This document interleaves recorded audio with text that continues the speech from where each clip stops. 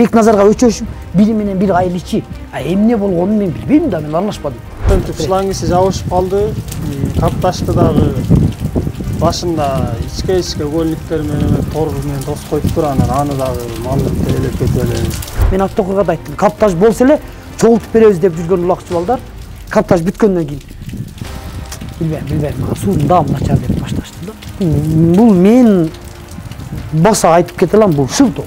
Жана талаптарына жооп бербей аткандыгы, жанагы жакта туура эмес салынгандыгы боюнча силер өзүңөр көзөмөлдөп турганбы мына карап? Сен көзөмөлдөп турганбыз, просто баягы бизде андай эме жок да.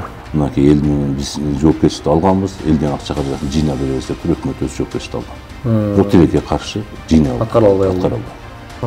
Мына эң чоң каталык ашып ошол жерден болуп атпайбы? Бизде баягы мындайдан коркунучтуу болгондон действительно. Шар болду, келе колду давай кыргызча болуп кетишти.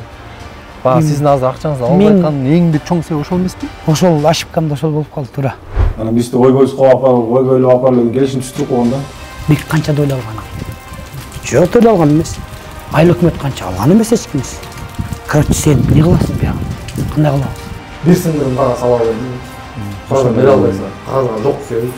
Билтеген бир айыл мен иштетип алып акчамды бербей жатат, алдап атат деп бул баягы жабырлануучу тарап ушинтип айтып атат да. Анан Милицияга жаздым, акимге кирдим, губернаторго кайдым, айыл өкмөткө ай сайын кат жазам, бир жооп жок. Ошол таза сунап келип кошуп беребиз дагы. Элдер чогулуп берет, андан кийинкисин беребиз.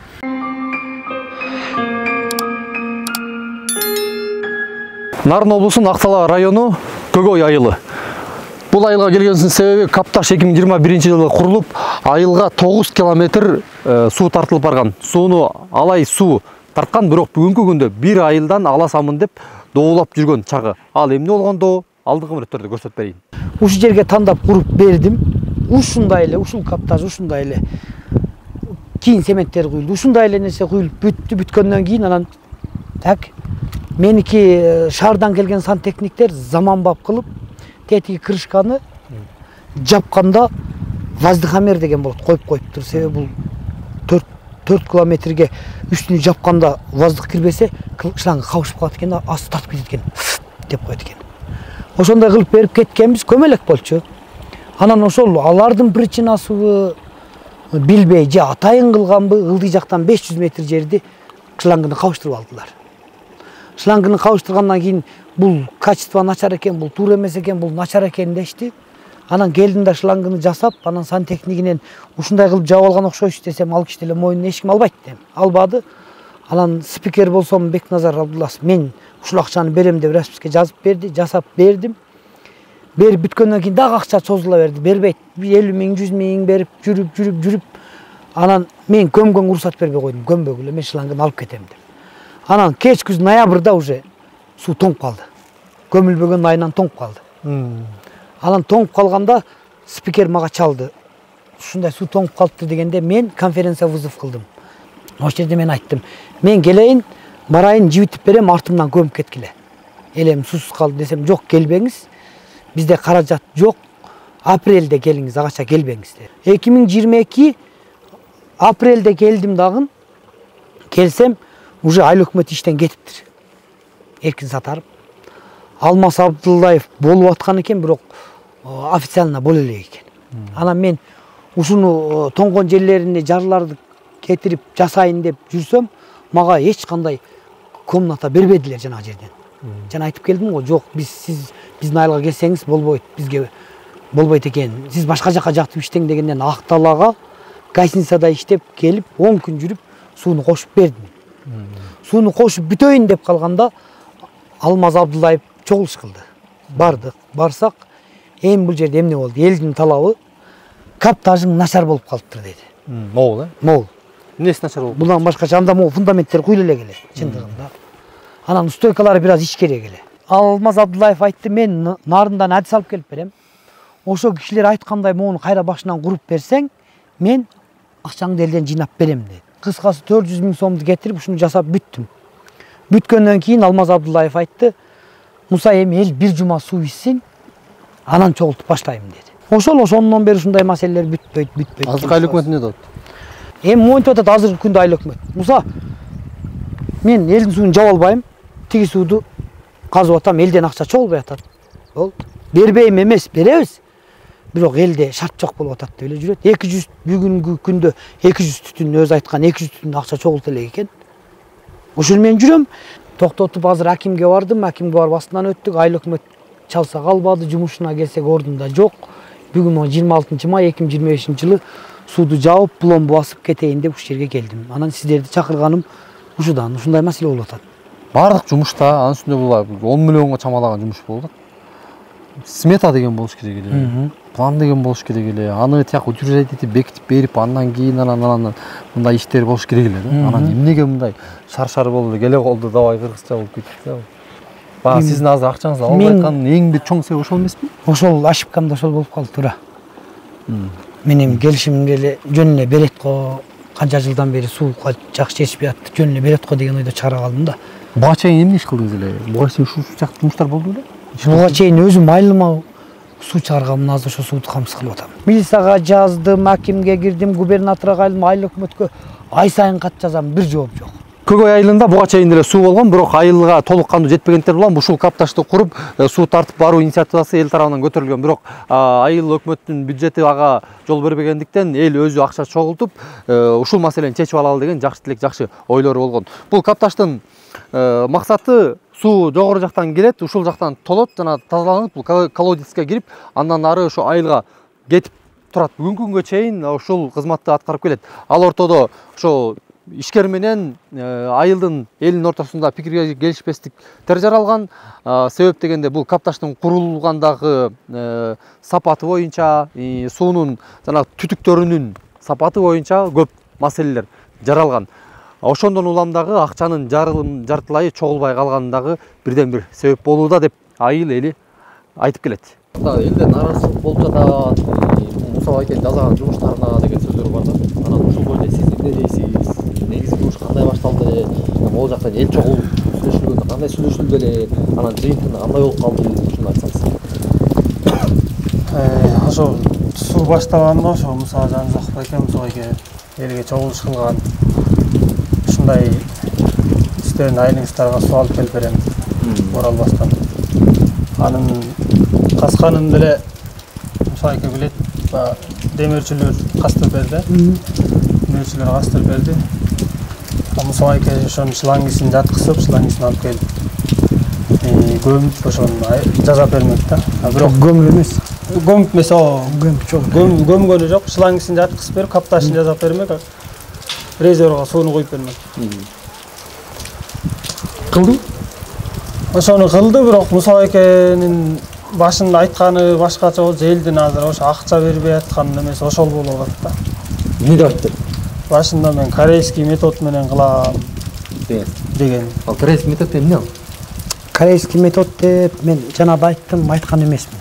Мен биздин айылда кийин жана айттым, тупкаттын эркин биздин айыл башчыга чалып, силерде бир корейский келип чыгарып бердиби? Муса байке ушундай сунуштап атат. Ошо корейский кылгандай силер ошол адистерсиңер, келип каптаж куруп бересиңер дегенде макул деген. Мен ал жерде айтканмын, корейстер келип куруп берди бизге, корейский куруп берди. Ошол адистерди алып келип курдурам деген. Анан аны буруп кетти эле. Сен корейский курам дегенсиң, мен корейский кандай экенин өзүм билбейм да. Анан ошол жерден эле буруп кетти элдин бир наразычылыгы. Маалымат. Анан Эркин ошону чалган, Эркин мен келсем, мен жок эле, мен келсем Муса байке ошол айыл өкмөттүн номерин бериң деди, спикердин номерин бериң деди, чалып, ооба, тияка чалып, жакшы ичип атабы деп Эркин сүйлөшкөн. Тактаган. Мен тактадым деп, кайсы айыл өкмөт деп жазып алган. Анан ошол каптажды жасап берген ошол биздин айылдын спикери, дагы деле ошол суудун башчысы болуп отурат. Спикер биздин айылда. Ошол келип каптаж жасап берди да. Корейский метод эмес, корейцтер салды. Корейстер көргөзгөндөй салды. Корейский метод эмес. Корейский келип салып берген. Элдин түшүнбөстүгү бул бир болдубу? Экинчи. Биринчисин айтыңыз. Элдин түшүнбөстүгү эмес, эми ал жерде ошентип айткансыз да сиз. Корейский метод менен куруп берем. Километр сайын колодецтер коюлат, ошо эмеден бери 10 колодец коюлат. Канча колодец коюлат? Биз биринчиде бир эле колодец койдук. Башында коюлган эмес, эчтеке. Коюлган эмес. Себеп мен жана башында айткандай, кийин нарынан келген адис тастыктады, сенин адис сантехниктериң заманбап кылып салыптыр деди. Бул өтө заманбапты эл кабышып калды деп атам го, 500 метр жер, 500 метр. Жана мен жапканда суу деди го. Ошону кошо жаап алып бир нерсе болгондуктан бул кабышып калды. Бул заманбапка биздин элге туура келбейт экен, сен колодец коюп бер деп, андан кийинкиде туура айтат. 4-5 жылга колодец коюп бердим, 5 жылга. Коюлду. Кийинкиде коюлду. Азыр эми простой эме өттү. Мурун болсо крайникти жапканда шлангы кабышпаш үчүн воздух тартып туруш керек эле да. А ошону сантехникке көргөзүп айтып кеткенбиз биз. Бирок кийин эмне болду, кабышып калды да. Анын тастыктап берди, ал кишинин номери бар, чалсаң ал бала кандай кылды десең. Ошентип шлангысы жабышып калды. Капташты дагы башында ичке угольниктер менен тор менен тос коюп тур, анан аны дагы малды тейлеп кетип эле. Эл ошондон айнырды да. Анан ошону тура. Кийин салдыңыз анда. Биринчи капташ бүткөндө Эмнеге башында эле азыркыдай салып койгон жоксуз? Азыркыдай турат го. биздики биздин айылда тозулган эмес да. Менде видеосу да болсо жөнөтөм. Биздин айылда тозулган эмес, мындай эле агып эле жатат, үстүнөн суу акшыгып эле агып турат. Анан ошол балдар менен билбейм да. Балдар ушундай эле болуп турат де. Жок, бул жак тос деди десем, тоскондо действительно угольниктер жукарак келип калган. Анан тоскондо өздөрүнүн эмгекчилерине акча берип тосуп койгула десем, сетканы тескери тоспойт да. Тиги чоң клеткасы ылдый, улактар кирип кетет мал. Кичине клеткасы өйдө болуп калыптыр. Анан тура айтат булар капташ ушундай болуп калды дегенде, анан мен бирок ошол жерде баары бир чем калайсызбы, биринчи сиздин ашып калыңыз. ал ашып кетти, макул. Мындай около, мындай. Эми ошону айтайын деп атпаймынбы? Ошону эми мен анан айттым, мейли дедим. Келдим. Айыл өкмөт могу жерде чогулуш болду. Автокурда бар эле. Келгиле. 500 000 сом кармап калгыла. Быйыл күз келип калды. Мен эми жасай албайм. 500 000 сом кармап калып калган акчаны бергиле, мен келип туруп жайында чыгарып берем десем, адистер барып эсептеди. Ушу жерден. Суунун адистери барып эсептеп 130 000 сом акча кетет экен, муса ошого дешти. А мен айттым 130 000 эмес, 500 кармап калгыла. Быйыл кыш келип калды. Эмки жыл жасап берем дедимби? Эми кийинки жыл келип жасап бергенден кийин каптажды сүйлөгөн бир да киши жок. Уже суудун даамага өттүлөр. Суудун ылайына өттүлөр.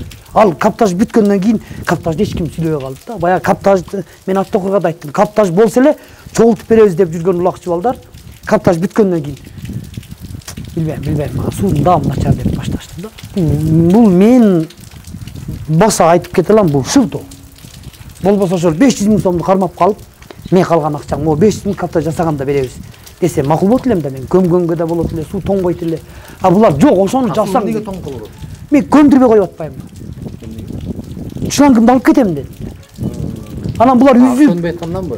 акча өнбөй атканда мен көмбөгө шлангымды алып кетем дедим.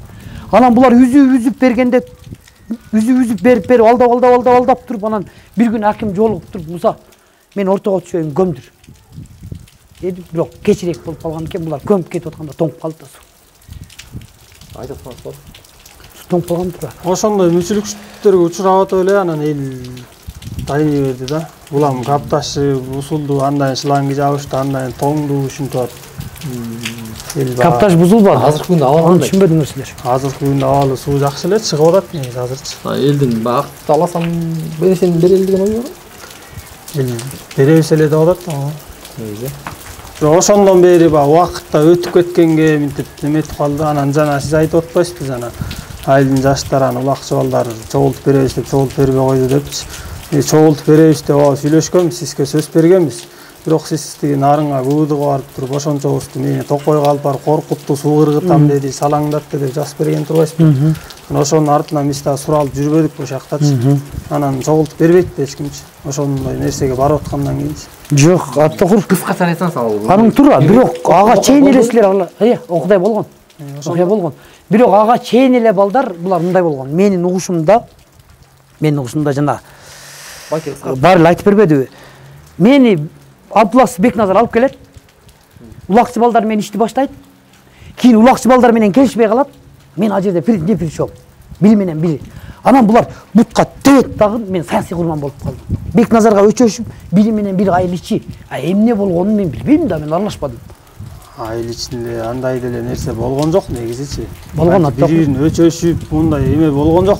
Ошондо Ошондо эле Бекназар агай деле айыл жаштары деле чогуу туруп эле сүйлөшпөдүк. Эмне токой болуп деп калды макул. Мен ошого токой калып барышты эле. Токой деген могу сиздер кирип келатканда Карой айылы деп жазылып тур, кичинекей аңдын жээгинде. Ошол жерде болгон.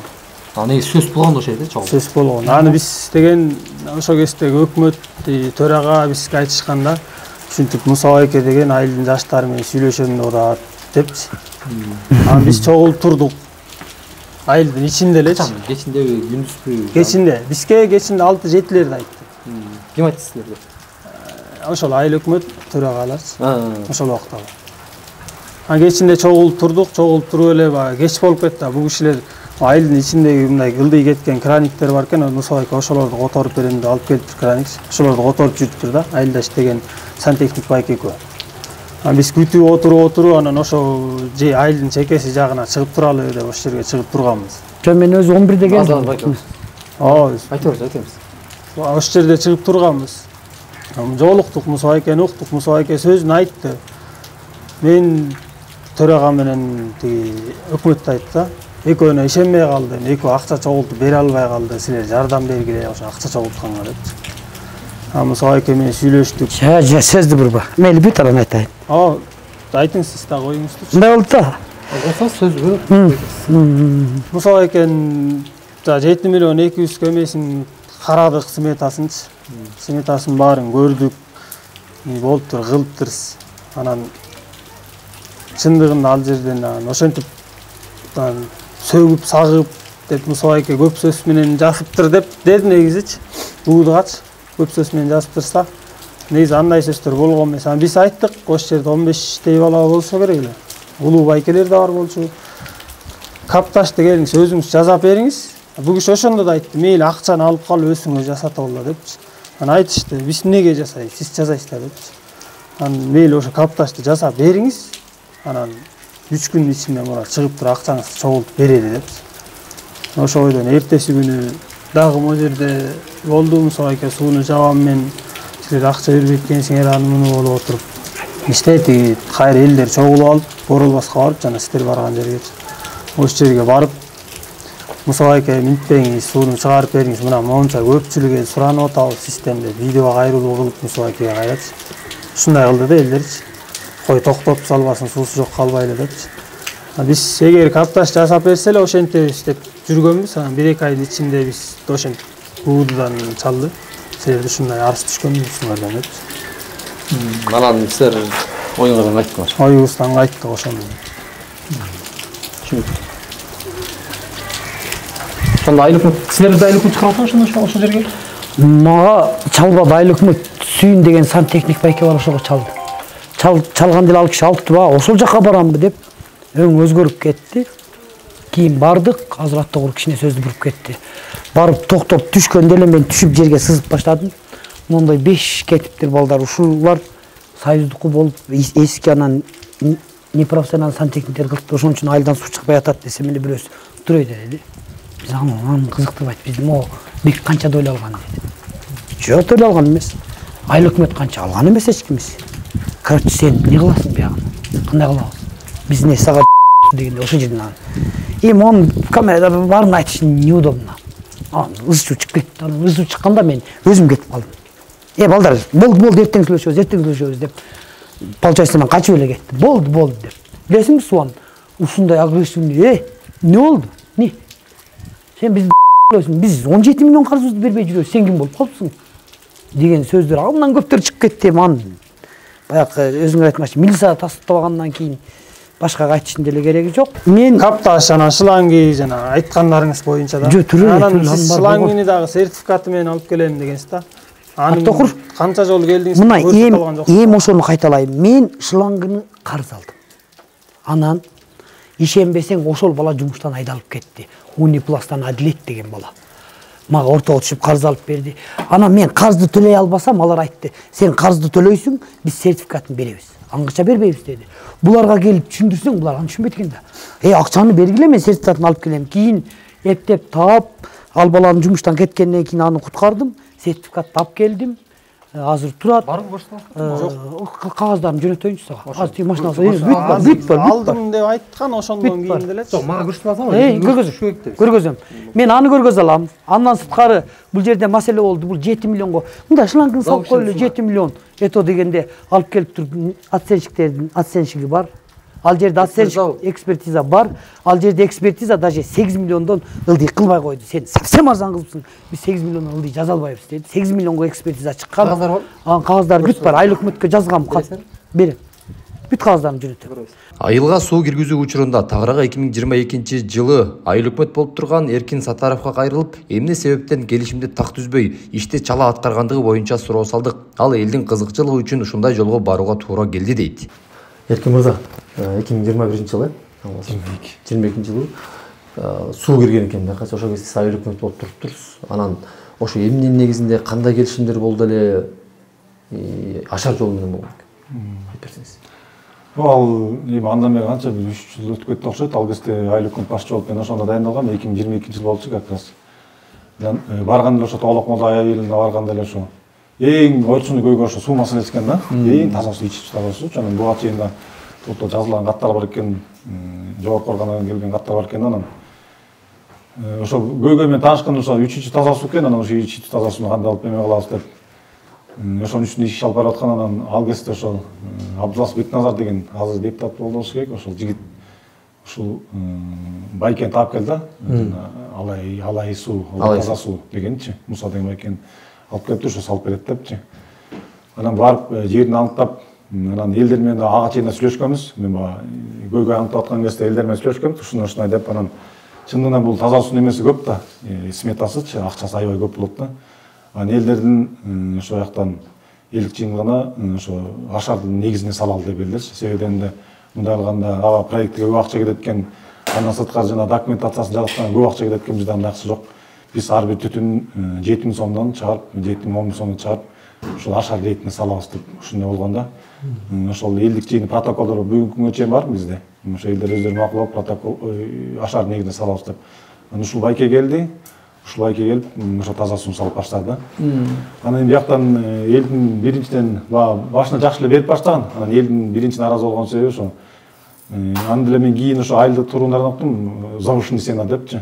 Мисалы үчүн бир материалды алып келсе, ошол материал 2 эсе кымбат экен депчи. Андан сырткары да ошо иштеп аткан убакта эметип кетти, чыгарып кеткенден кийин бир айдан өтпөй эле ошо суусу чыгарган суу аварияга учурап калды. Анан эл ошондон айныды да, талапка жооп бербей калды. Биз бербейбиз, талаптарды оңдоп берсин депчи. Анан ошонун негизинен элдерде нааразычылык пайда болуп, ушул акыбалга кептелип атат окшойт да. Ошол кезде бул чынында завышенный цена болуп аткандыгы, жана талаптарына жооп бербей аткандыгы, жанагы жакта туура эмес салынгандыгы боюнча силер өзүңөр көзөмөлдөп турганбы эмне карап? Сен көзөмөлдөп турганбыз, просто бага бизде андай эме жок да. Бизде андай билим жок да, мисалы үчүн водник болуш керек үчүнчү, анан бул бага мына эле көзмөн эле көзөмөлдөп турдук, барып аттык, тамагын берип аттык, айыл болуп, көчө болуп чогулчу. Анан бага башында жакшы эле салып баштаган, анан биз эле билбейбиз ба, эл болгондон кийин ошо элдин ичинде сууну түшүнгөндөр бар экен. Ошолор айтып ошондой маселе кылып атты да. Анан ошол завышенный цена болуп калгандан кийин чакырып сурап көрдүңүзбү? Эмне завышенный цена болуп калыптыр, кагазың барбы? Бир жерге алып келсин.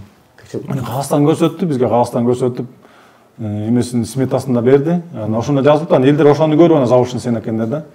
Келишим негизи кандай түзүлдү эле? Акчага түзүлдү эле же ошол мисалы материалдарга мындай болуш керек, мындай качествода болуш керек деп ошондой түзүлдү эле? Жок, андай деле түзүлгөн эмес, просто бар. Эмне себептен андай болгон жоксуздар?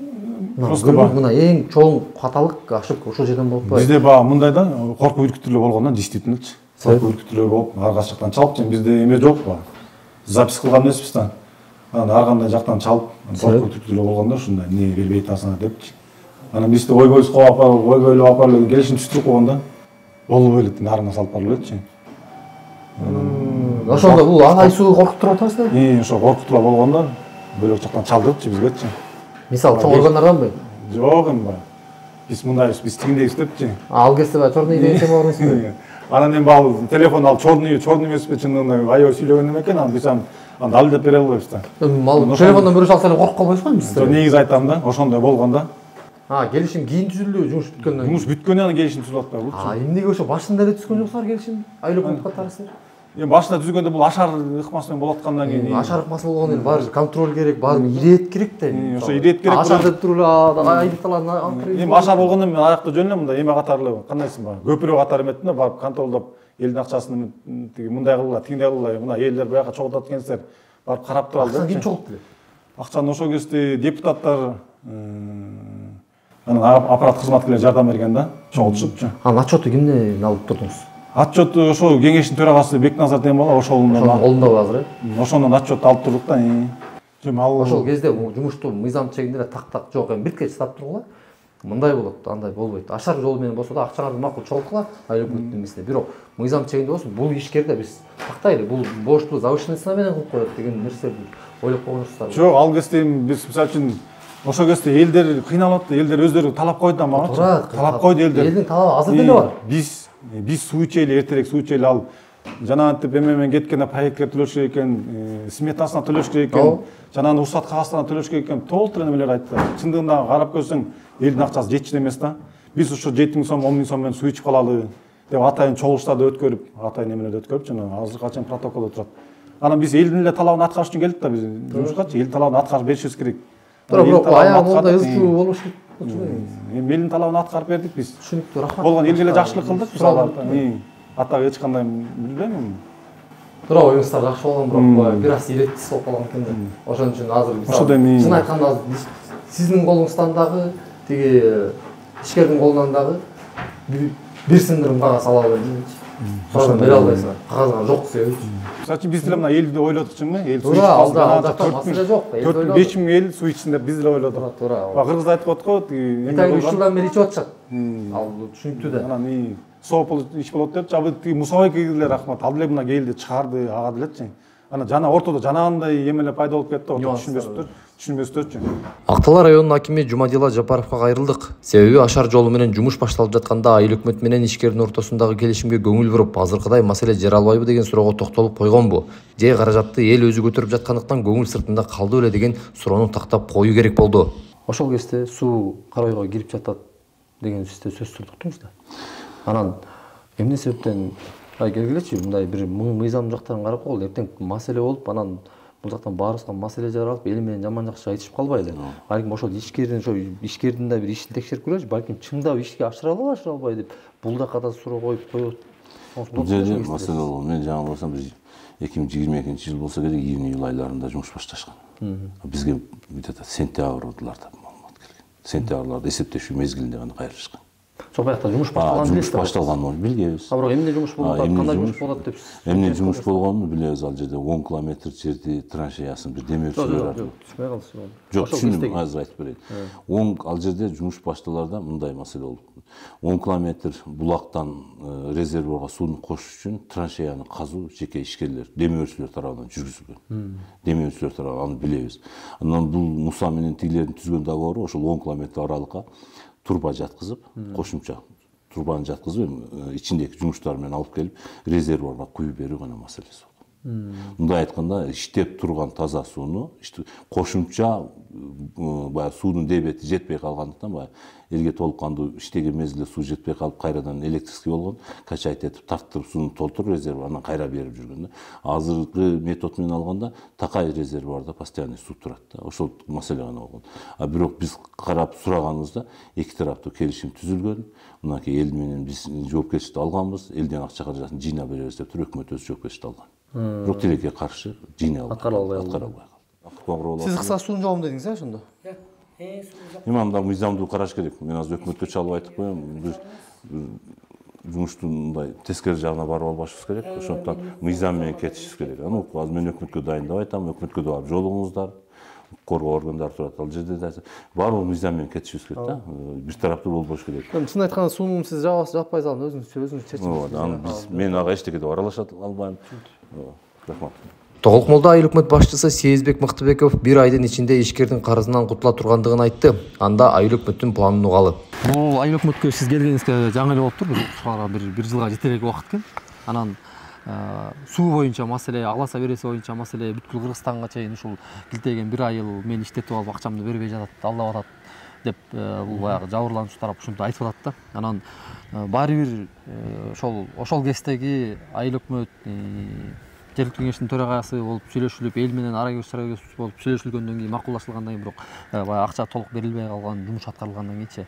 Бирок кайра эле айланып келип туруп, бүгүнкү күндө сиз айыл өкмөт болгондон кийин сиз чече турган, сиздин мойнуңузда ишкен да. Анан ошонун бир чечүү жолдору барбы? Бир планыңыз бардыр? Кантип болсун? Туура бар. Бул боюнча мындай, буга чейин эми өзүңүздөр билгендей буга чейин да интервью алып кетишти эле. Бул боюнча эми бул акча тыйыны чындыгында төлөп берүү жактан булактан издеп жатабыз. Бул боюнча мындай болду. Бүгүнкү күндө ушул Жансаков болот тартып берген таза суунун өзү Капташтан келаткан суу туура эмес болуп калган. Азыркы күндө мына өзүңөр да барып келдиңер, суу таза эмес да. Анан азыркы бүгүнкү күндө биз Айыл өкмөттүн муниципалдык ишкананын арты менен ошо муниципалдык ишкана бар да, Айыл өкмөт астынагы.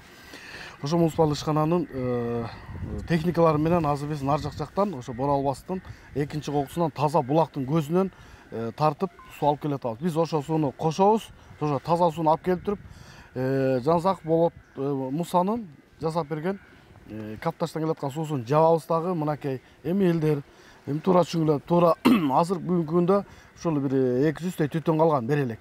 Калгандар бар берип бүтүшкөн, буга чейинкисин алган өзү, мына өзү турат. Ошо бир 2 миллиондой сем эл березеси калган. Азыр ошол биз алып келаткан Капташтан таза сууну алып келип кошобуз дагы, элдин суусун жабабыз. Эми бергиле дейбиз, калган 200 түтүн ага деле каршы эмес. Эгер таза суу алып келип берсеңер, беребиз деп атат. Ошол таза сууну алып келип кошуп беребиз дагы, элдер чогулуп берет, андан кийинкисин беребиз. Муса мырза Карой айылына суу киргизип берем деген ишти баштап жатканда чоң суммадагы акча каражатын карызга алып, кийин эл чогултуп бербей койгондо банкка насыяга жазылып, карыздардан кутулууга туура келген экен. Азыркы тапта өзү дагы онкологиялык ооруга чалдыгып калгандыгына байланыштуу банктагы карызды кантип кутулам деп заманасы куурулуп турган кези. Бир айылдын эли бир адамга карыз болуп, бирок 3 жылдан бери бере албай чоюп жаткандыгын аким, айыл өкмөт, эл деле моюндайт. Ал Тургай кат түрүндө бир айдын ичинде карыздан кутула тургандыктарын дагы билдиришкен. 3 жылдан бери ичип жаткан суусунун карызын төлөбөй жаткан Карой айылынын эли эми дагы болсо карызынан кутулат деген ишкердин тилеги бар.